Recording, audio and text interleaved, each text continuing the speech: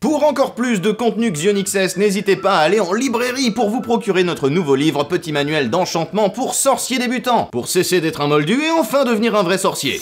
Alors, Caporal Seki, comment se déroule cette bataille? À merveille, mon général. Nos ennemis n'avaient aucune chance, et de toute évidence, ils s'en doutaient, puisqu'ils viennent de se rendre. Quoi, déjà? Mais la bataille n'a même pas encore commencé. On dirait bien qu'ils savent à qui ils ont affaire, mon général. Bon, bah très bien, y a plus qu'à remballer alors. Mais bon, c'est dommage, on n'a même pas pu tester l'efficacité de nos nouveaux canons tout neufs. Ma foi, il est vrai que ces Behemoth Apocalypse 3000 sont impressionnants. La preuve, ils ont détalé dès qu'ils les ont vus d'ailleurs. Oui, bah c'est bien la peine d'investir dans des armes surpuissantes si c'est pour que l'ennemi il abandonne dès qu'on les sort. Oh, d'un autre côté, regardez toutes ces vies qu'on vient d'épargner, général. C'est pas si mal. Ouais, bon, puis je suppose que le principal de toute façon c'est qu'on ait gagné, n'est-ce pas? Tout à fait, général. Ouais, bon, tirez quand même. Et c'est ainsi que j'ai remporté une immense victoire à la bataille de l'orage sanglant. Mais c'est dégueulasse, papy, t'es un monstre. Bon, c'est quand même pas ma faute si je suis un serpentard, c'est moi la victime dans toute cette histoire. Mais bon, je suppose que tu crois que ça m'amuse. Eh bah oui, je crois, oui. Ouais, c'était génial, je me suis éclaté comme jamais, c'était trop bien. Les amis, vous le savez, la maison Serpentard est de très loin celle qui souffre de la plus mauvaise réputation. Et quoi de plus normal, après tout, tous les sorcières et sorciers qui ont mal tourné étaient à Serpentard. Le fondateur de cette maison lui-même était un sorcier des plus douteux. Voldemort était dans cette maison et s'est même révélé être l'héritier de Salazar Serpentard en personne. Mais surtout, et bien évidemment, c'est dans cette maison que se trouve le tout premier ennemi de Harry Potter, Drago Malfoy. Eh ouais, c'est de lui qu'on va parler aujourd'hui, ouais. Et Drago, bon, vous le savez, j'aime bien me moquer de lui sur cette chaîne. J'aime bien rappeler à quel point il est insupportable et j'apprécie tout particulièrement le petit accrochage qu'il a eu avec Hermione dans Le Prisonnier d'Azkaban.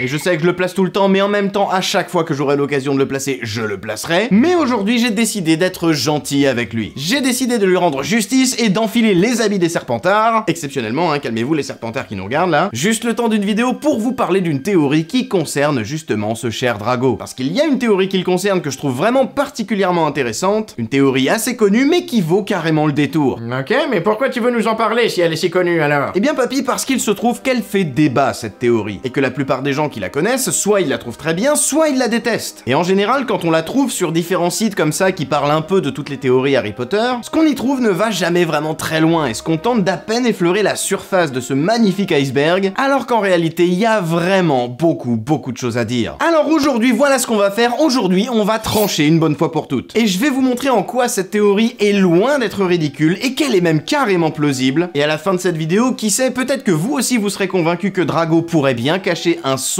secret. Peut-être que vous aussi vous serez convaincu que Drago est en réalité un loup-garou. Oui messieurs dames, vous avez bien entendu. Alors si vous êtes prêts, on va pas perdre plus de temps que ça parce qu'on a plein de boulot devant nous. On y va, c'est parti, let's go!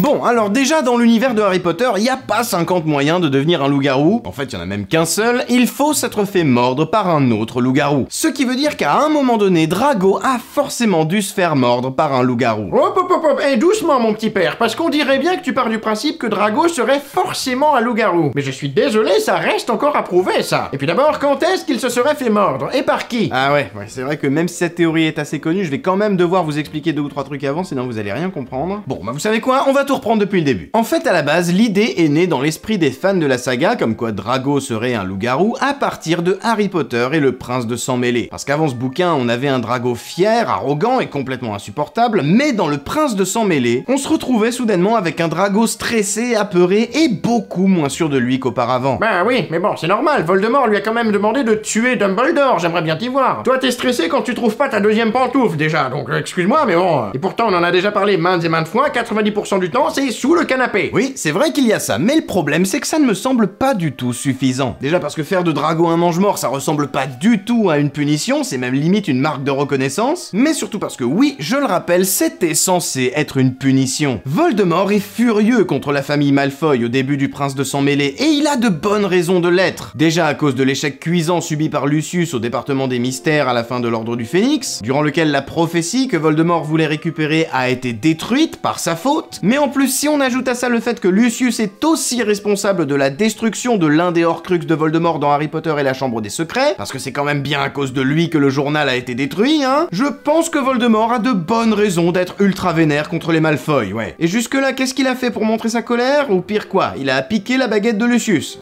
Et non, ça va, il s'en sort pas si mal. Non, parce que c'est quand même pas rien. Lucius, il a juste indirectement détruit l'un des morceaux de l'âme de Voldemort. Lucius, c'est pas compliqué, tu lui confies un truc hyper important à faire où faut surtout pas se planter, tu peux être sûr que ça va foirer. En bref, si vous n'avez besoin de rien, appelez donc Lucius Malfoy, il se fera un plaisir de régler rien du tout. Et je suis désolé, mais juste confier à Drago le soin de tuer Albus Dumbledore, donc en soi confier une nouvelle mission à la famille qui n'arrête pas de rater ses missions, et en plus faire de Drago l'un de ses fidèles, quand on s'appelle Voldemort, quand on est le seigneur des ténèbres, je suis désolé, mais ce n'est pas une punition à la hauteur de ces monumentales erreurs. Alors, est-ce qu'il n'y aurait pas autre chose derrière tout ça? Est-ce qu'il ne pourrait pas y avoir une vraie punition que Voldemort aurait ordonnée? Et dans ce cas-là, est-ce que cette punition ne pourrait pas être d'avoir fait mordre Drago par Fenrir Greyback, le loup-garou au service de Voldemort? Ce qui est en plus l'un des châtiments que Voldemort réserve à ceux qu'il trahissent. Parce que mine de rien, ça expliquerait quand même pas mal de choses par rapport au nouveau comportement de Drago. Et d'ailleurs, je suis désolé, mais dans les livres, à aucun moment on a la preuve que Drago est bien devenu un mange-mort. Ah, et la marque des ténèbres alors, qu'est-ce que tu en fais? Parce qu'il a bien un tatouage sur le bras qui montre que c'est un mange-mort. Dans le film, oui, mais pas dans le livre. En réalité, dans le livre, à aucun moment il n'est clairement indiqué que Drago porte la marque des ténèbres. Tout ce qu'on sait, c'est qu'il a un truc sur le bras qu'il tient visiblement à cacher, puisque quand il va sur le chemin de traverse pour essayer ses nouveaux costumes, et que Madame Guipure, la vendeuse de vêtements, essaye de lui remonter sa manche, tac, il retire sa main et s'en va tout de suite, et Harry suppose que c'est la marque des ténèbres. Mais au final, on ne la voit jamais, on n'en aura jamais la preuve. Donc en fin de compte, ça pourrait tout aussi bien être autre chose, comme par exemple, pourquoi pas, la morsure d'un loup-garou. Et d'ailleurs, un peu plus tard, quand Harry espionne Drago dans la boutique de Barjo et Burke, non, répliqua Drago d'une voix dans laquelle Harry décela son habituel mépris, dans ce cas peut-être que ceci vous rendra plus sûr de vous. Il s'avança vers Barjo et fut caché par l'armoire. Il ne voyait que Barjo qui semblait terrorisé. Et c'est là que moi je trouve ça super bizarre. Parce que ok, à ce moment-là, Drago montre quelque chose à Barjo et Harry est sûr et certain que c'est la marque des ténèbres, mais pourquoi le fait que Drago porte la marque des ténèbres ferait soudainement aussi peur que ça à Barjo? Je veux dire, Drago, avec ou sans marque des ténèbres, ça reste le même gamin qu'avant. Il est pas plus fort qu'avant, il a pas plus de pouvoir qu'avant, puisque de toute façon son père était lui-même un mange-mort. Donc Barjo, en voyant Drago porter la marque des ténèbres, bon bah ok, bah ça change pas grand-chose à ce qui se passait déjà. Mais par contre, ce qui pourrait lui faire effectivement peur, c'est que le truc que lui a montré Drago soit effectivement la marque d'un nouveau pouvoir. Que ce truc qu'il a sur le bras soit une preuve qu'il est effectivement devenu plus dangereux qu'avant. Et ce truc, ça pourrait donc très bien être une morsure de loup-garou. Ce qui justifierait d'ailleurs pourquoi il dit ceci juste après: si vous le dites à qui que ce soit, menaça Malfoy, il y aura des représailles. Vous connaissez Fenrir Greyback? C'est un ami de la famille. Il viendra vous rendre visite de temps en temps pour vérifier que vous consacrez à la question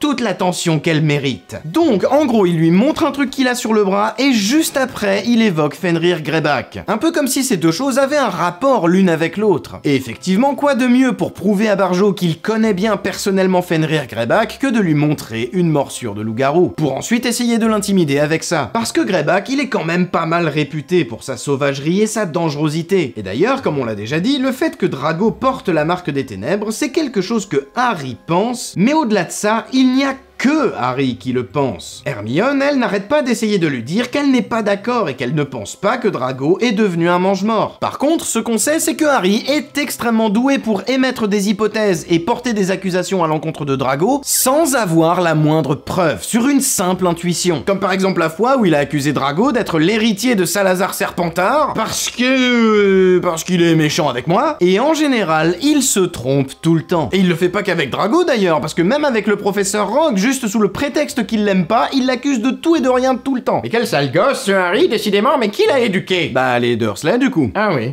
Bon bah du coup j'imagine que ceci explique cela. Alors que Hermione en revanche se trouve avoir très souvent raison quand elle parle. Et c'est loin d'être tout, il y a encore beaucoup d'indices qui nous laissent penser que Drago ne porte effectivement pas la marque des ténèbres. Comme par exemple quand Drago se rend dans la tour d'astronomie tout à la fin du livre et qu'il réussit à faire entrer les Mange-Morts à Poudlard grâce à l'armoire à disparaître. À ce moment-là, les Mange-Morts dressent une barrière magique infranchissable autour de la tour d'astronomie pour que personne ne puisse y entrer, à l'exception de ceux qui portent la marque des ténèbres. Si on n'a pas la marque, on peut pas entrer dans la tour. Et il se trouve que les Mange-Morts ne mettent en place cette barrière que une fois que Drago est entré à l'intérieur, uniquement après que Drago soit entré dans la tour. Mais là où ça nous met la puce à l'oreille, c'est qu'il la retire également avant que Drago n'en sorte. Le gros Mange-Mort venait de jeter un sort qui avait fait s'effondrer la moitié du plafond et avait également détruit le maléfice de la barrière invisible, expliqua Lupin. Nous nous sommes tous précipités dans l'escalier, puis Rogue et le jeune Malfoy ont émergé de la poussière. Bref, vous l'aurez compris, tout laisse à croire que Drago ne porte pas la marque des ténèbres. Donc il y a de fortes chances que ce ne soit pas ça qu'il a montré à Barjo le jour où il est allé dans sa boutique. Oui, mais qu'est-ce qui te fait dire que c'est forcément une morsure de loup-garou qui lui a fait peur? Il aurait pu lui montrer plein de choses d'autres qui font peur. Comme un couteau par exemple, ou un flingue, ou pire encore, la chaîne YouTube de vous savez qui. Ah mais il m'en faut pas plus pour me foutre la trouille, moi. Bah déjà parce que comme je le disais tout à l'heure, c'est l'un des châtiments que Voldemort réserve à ceux qui le trahissent. Et franchement, vu le niveau des fails magistraux de la famille Malfoy, bah ça se tiendrait carrément. Mais en plus, réfléchissez 2 minutes. Drago vit visiblement extrêmement mal sa nouvelle situation. Et quand on sait que la famille Malfoy ne jure que par la pureté de leur sang, et qu'ils passent littéralement tout leur temps à mépriser tous ceux qui ne sont pas de sang pur, d'un seul coup, avoir un loup-garou dans la famille, et qui plus est leur unique et seul fils, et bah ça met définitivement fin à la pureté du sang des Malfoy. Et ça, c'est clair que ça doit bien les affecter comme il faut, et ça justifie même carrément le fait qu'ils trahissent Voldemort à la fin. Et d'une manière générale, d'ailleurs, il n'y a pas que les sangs purs, tous les sorciers qui sont des loups-garous ont honte d'être des loups-garous. Lupin aussi vivait très mal cette situation. C'est même pour ça qu'il a failli quitter femme et enfants, pour ne pas leur imposer de vivre avec une créature dangereuse. C'est Greyback le taré dans toute cette histoire, c'est lui le seul à kiffer être un loup-garou. Mais c'est pas du tout l'approche normale qu'ont les autres sorciers de cette situation. Et puis c'est pareil, si Drago est effectivement un loup-garou, ça justifie aussi pourquoi c'est Severus Rogue qu'on a chargé de veiller sur lui. Parce que Rogue sait préparer une potion Tulu qui permet de lutter contre la lycanthropie. C'est même lui qui l'a préparé pour Lupin quand il était encore professeur à Poudlard. Et puisqu'on parle de Rogue, à un moment donné, il a un échange avec Drago que je trouve particulièrement étrange. J'aurais eu Crabbe et Goyle avec moi si vous ne leur aviez pas donné une retenue. Moins fort, lança Rogue, car Malfoy avait haussé le ton et parlait d'une voix surexcitée. Si vos amis Crabbe et Goyle ont l'intention cette année de décrocher leur buse en défense contre les forces du mal, il faudra qu'ils travaillent un peu plus qu'ils ne le font pour l'instant.